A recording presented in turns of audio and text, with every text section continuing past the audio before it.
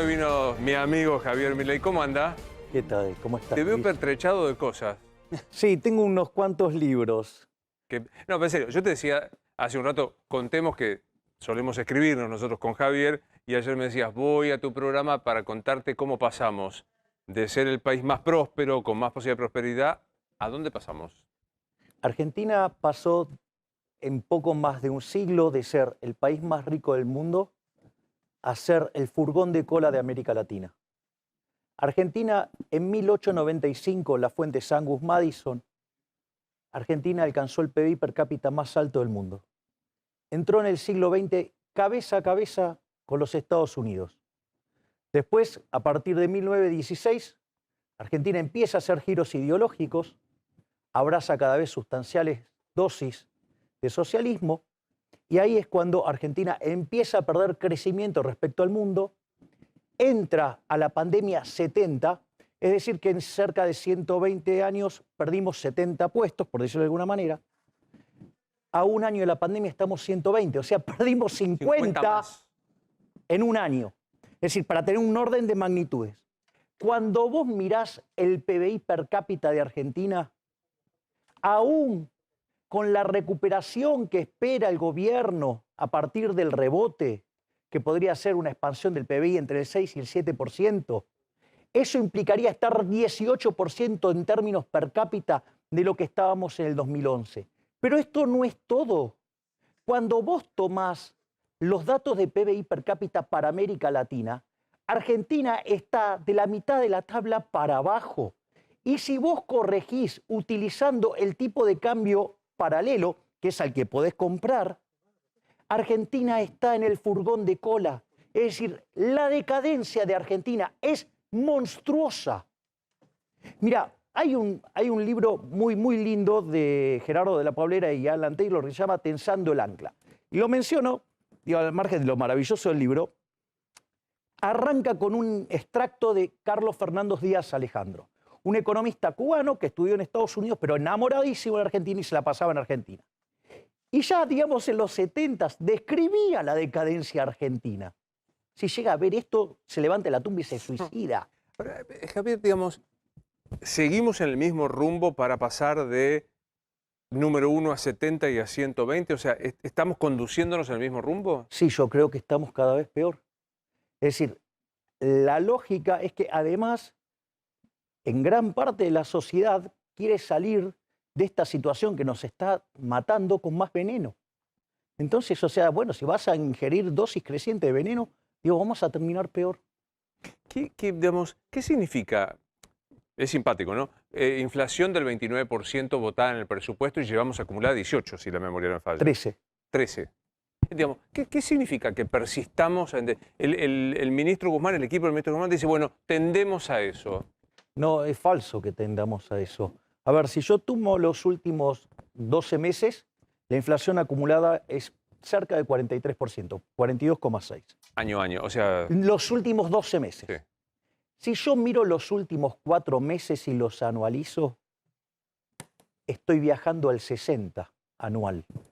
Y si tomo el dato punta, estoy viajando al 75% anual. Y eso está ocurriendo con controles de precios, con tarifas pisadas y brecha cambiaria. Si vos solamente corrigieras la brecha cambiaria por el impacto que tiene en el precio de alimentos y cómo los alimentos impactan sobre el índice, que es prácticamente un tercio, te vas a niveles de arriba del 100% de inflación. Cuando vos mirás la inflación mayorista, hace meses que viene viajando a niveles del 100%. Entonces, la realidad es que si yo te... Mirá, es espantosa la historia que te estoy contando de inflación porque, por ejemplo, lo que te marca la evolución de mayoristas es que no la vas a poder bajar la minorista. Entonces, ¿y querés que te diga algo? Es lo menos grave de todo.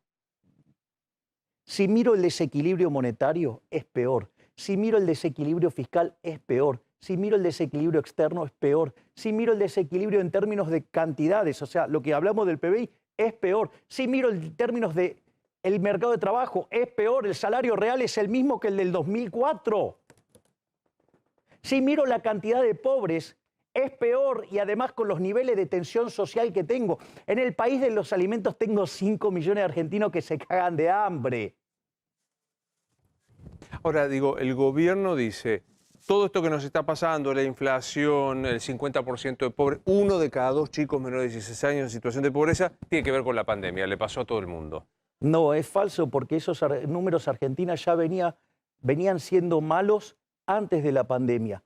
Es verdad, digamos que, a ver, una de las cosas que también es cierto es los errores de la Organización Mundial de la Salud en considerar que esto era una nueva peste española hizo que el 99% de la caída de la tasa de crecimiento del PBI en el mundo sea explicado por las cuarentenas y no por la pandemia.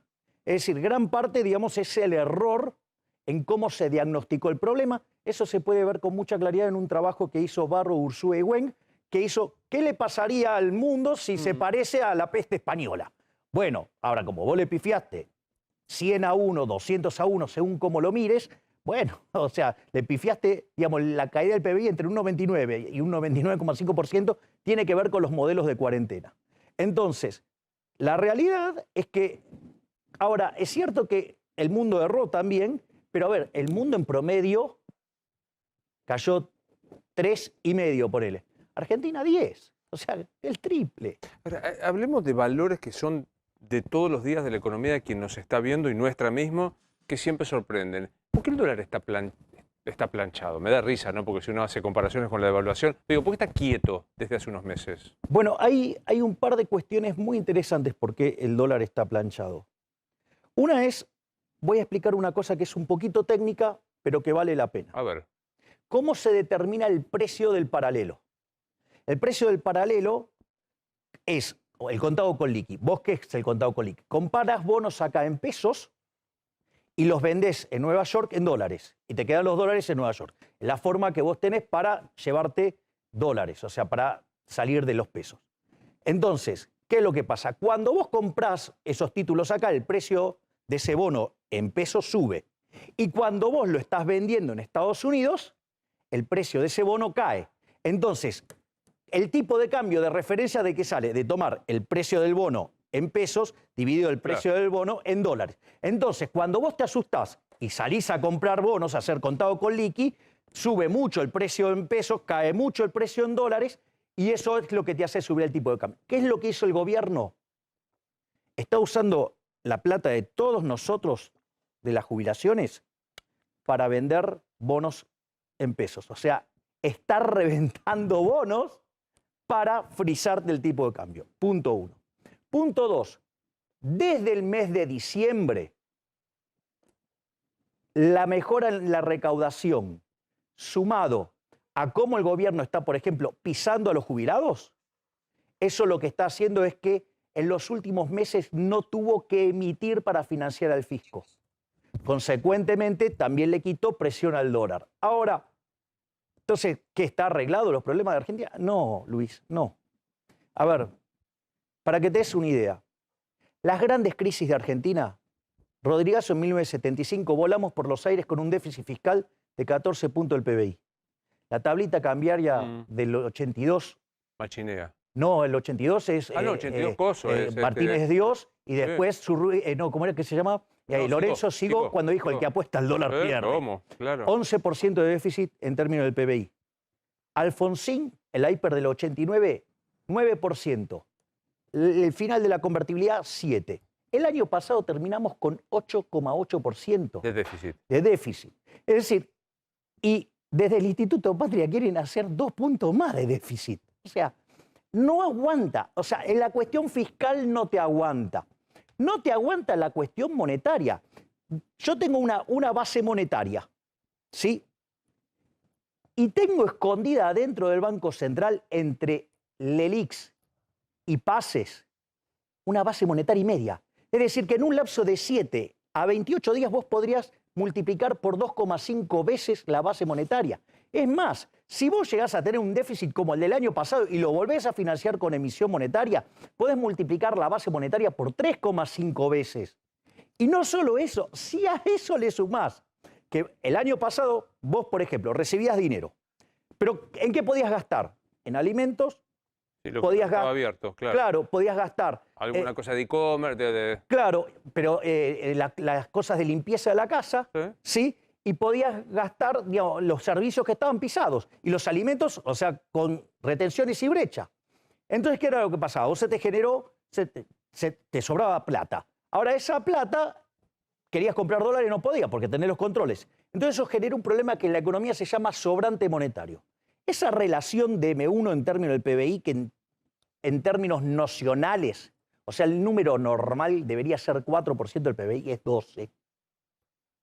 Es decir, que ahí tenés escondido también una triplicación de precio. Entonces, si yo tengo 3,5 de potencial de emisión de dinero y tengo 3 digamos, de inflación reprimida por ese sobrante monetario, o sea, si yo multiplico 3 por 3,5 me da 10,5. O sea, hay una inflación potencial de que si la gente se pone de traste, salta al 950%. Te llevo al otro tema.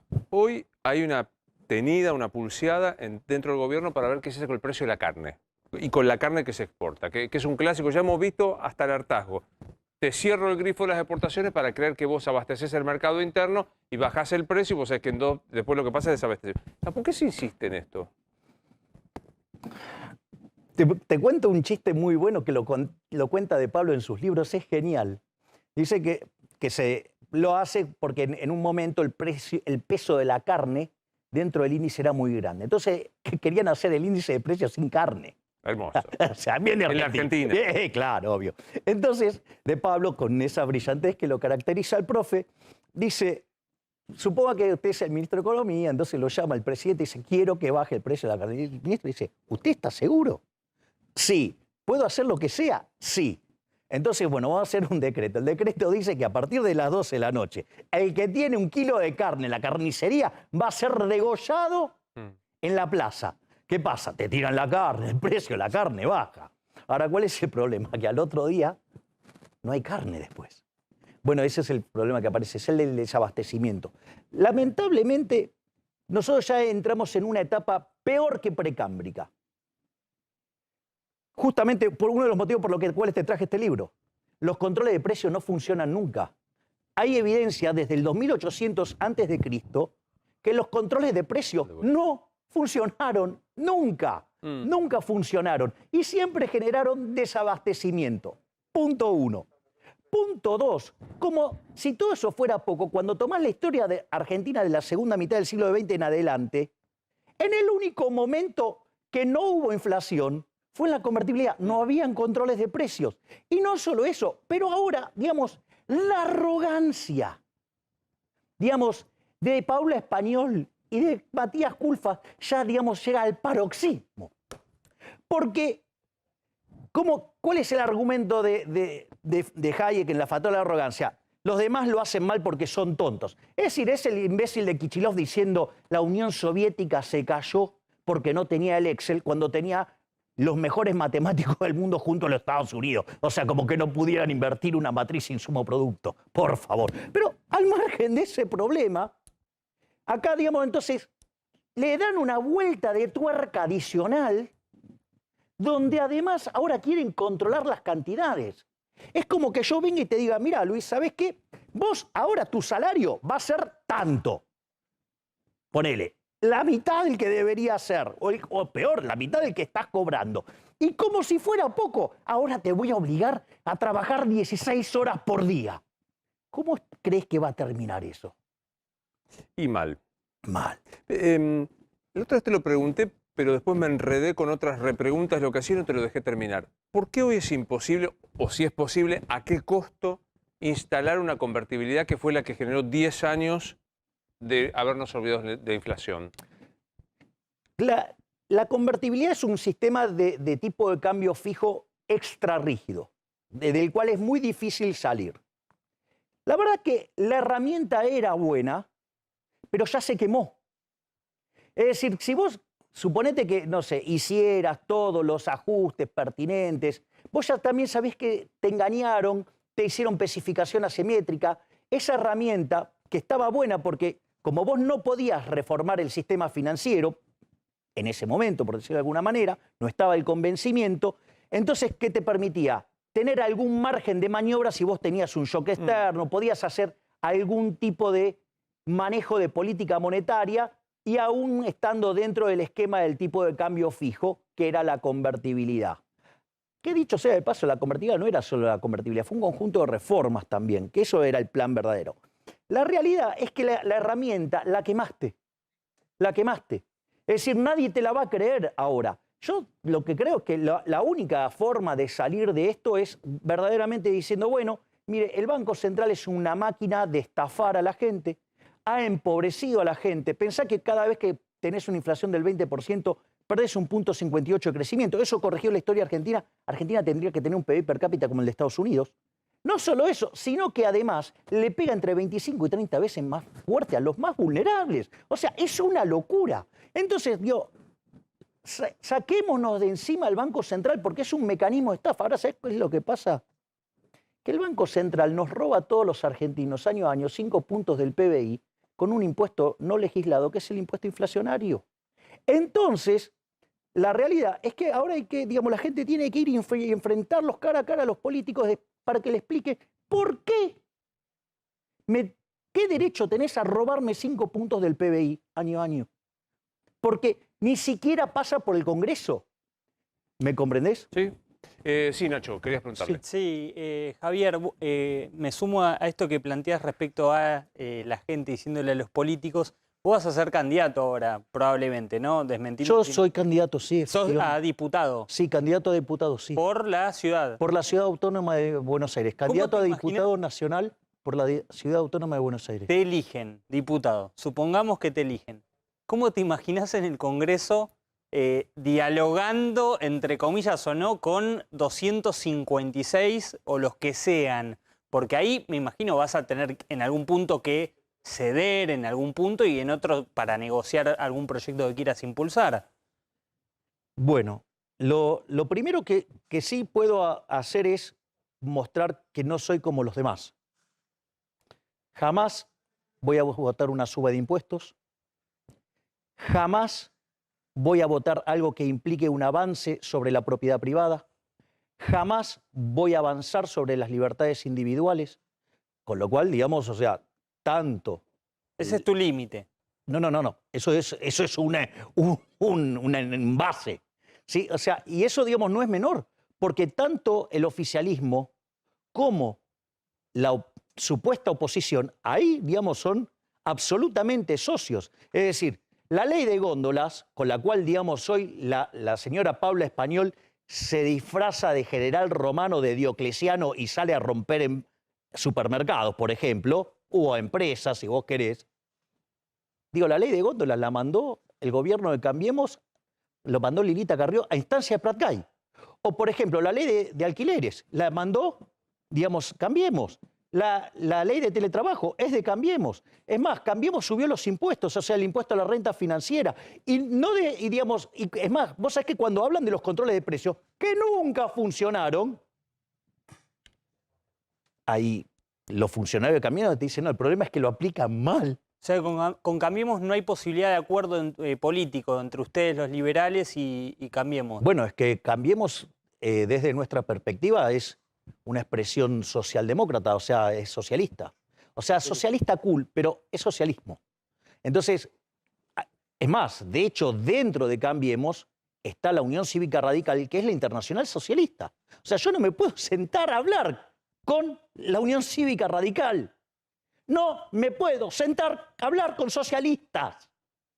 Así como no me podría sentar a hablar con el kirchnerismo duro. No negocio con asesinos. La izquierda es un movimiento asesino, porque donde se aplicó el modelo plenamente fue un fracaso en lo económico, en lo social, en lo cultural, y además asesinaron a 150 millones de seres humanos. Yo no puedo tener nada con cualquier expresión de izquierda. O sea, porque además yo creo en la libertad, yo creo en el individuo, y no, digamos, de que un conjunto de iluminados que se hacen llamar el Estado y que en nombre de, que lo hacen en nombre del Estado, se arrogan eso y le rompen la cabeza a la gente. O sea que no va a poder negociar nada. O sea, izquierda afuera, kirchnerismo afuera, Juntos por el Cambio afuera. No, ahí, no. porque hay partes de Juntos para el Cambio que son razonables y hay partes del peronismo, digamos, que es muy razonable. ¿Quién? Si vos Sí, sos- igualmente Sí, perdón. tiene que, para ir a una elección, y en este año se va a evaluar, tiene que pasar el piso de la ciudad de Buenos Aires, lo que pasa con muchos liberales, que son simpáticos en televisión, pero después no tienen votos, y después ver si puede discutir todo esto en el Congreso, ¿no? Bueno, digamos, peor, a ver, me gusta el punto. A ver, yo digamos lo que veo es que la evidencia empírica internacional muestra que aquellos que abrazan las ideas de la libertad les va 8 veces mejor que los países reprimidos, tienen 25 veces menos de pobres estándar y 50 veces menos de pobres extremos, les va mucho mejor, viven bien. Y entonces, digamos, yo voy a tratar de transmitirle esto a la población.